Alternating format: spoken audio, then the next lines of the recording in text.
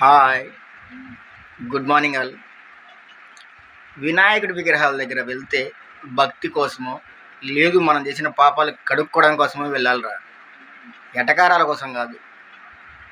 నీకు 15, నీకు 15 హా హా అనుకుంటూ ఒక ఇద్దరు నాయకుల్ని మనమేదో ఎటకారం చేసామని అనుకుంటే ఆడ బురదలో పడుతుంది మీరేరా.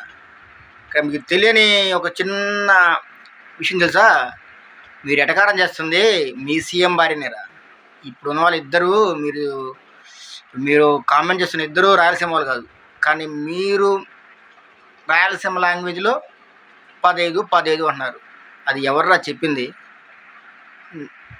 2019 ఎలక్షన్లో మీ మేడం గారేరా. మీ మేడం గారే, మీ భారతీయ మేడం గారే నీకు 15 నీకు 15 అని ఎలక్షన్ ప్రచారంలో గొంతు దించుకుంది.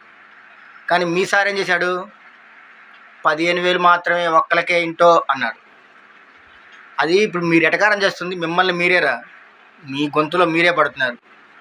కానీ దీన్ని ఎటకారం చేయాల్సిన పని లేదు తమ్ముడు. సరే మీరు ఎవరైనా కావచ్చు, కానీ దీన్ని ఎటకారం చేయాల్సిన పని లేదు. వైసీపీ వాళ్ళైనా సింపుల్లో తప్పులేదు. అడిగే హక్కు మనకుంది. ప్రతిపక్షంలో ఉన్నప్పుడు అడగాలి. ఎలా అడగాలి? మీ సార్ని ఒప్పించండి. మీ సార్ని, సార్ ఇది కాదు, ఇంతవరకు ఫీజు రీఎంబర్స్మెంట్ కానీ అమ్మఒడి కానీ స్టూడెంట్స్ పడలేదు. దరిద్రం ఏంటంటే మనం కూడా వేయలేదు. మనం కూడా లాస్ట్ సెమ్ ఫీజు రీఎంబర్స్మెంట్ వేయలేదు.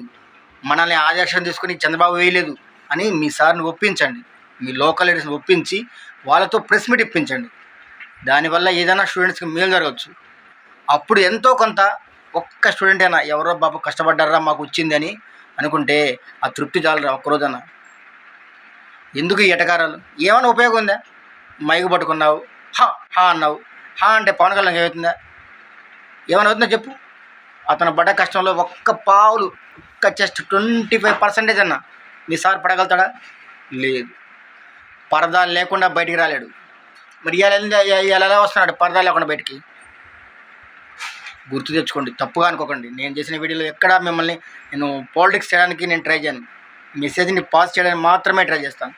మీరు చేస్తుంది తప్పు, అంతేగాని దానికి తగ్గించుకొని దీని మీద ఫోకస్ చేయండి.